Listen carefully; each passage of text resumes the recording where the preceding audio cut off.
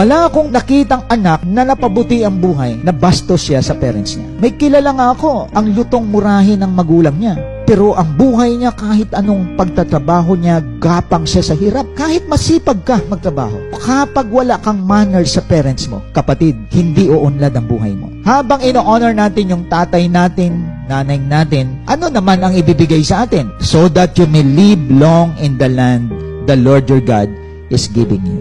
Napoprolong ang buhay ng tao kapag ino-honor niya ang pamilya niya. At ang tayo, mga kapatid, kayo po, tayo lahat, may tatay tayo, may nanay tayo, may magulang po tayo. At ang tinuturo sa atin ay ang pagbibigay ng honor sa kanila. As we honor our father and our mother, pansinin ninyo sa mga magkapatid, ang nagbibigay ng mataas na paggalang sa magulang, yun ang maganda ang buhay. Ang karamihang umuunlad ang buhay, hindi dahil cum laude ka, summa cum laude ka o magna cum laude ka, kundi kung gaano mo ino-honor ang parents mo. Hindi mo nabibigyan ng sama ng loob ang parents mo, na kahit may pamilya ka, nag-asawa ka, nag-aabot ka pa rin ng pangailangan ng parents mo. At tayong mga anak, sensitive tayo dun. Ang iba nag-asawa na, nalimutan na parents nila. So mahalaga ang binibisita ang parents, mahalaga na binibigyan ng value ang parents natin. Kaya sa pamilya natin, as we say, honor your father and mother, hindi lang yan sa tatay at nanay, pati kapatid ni tatay,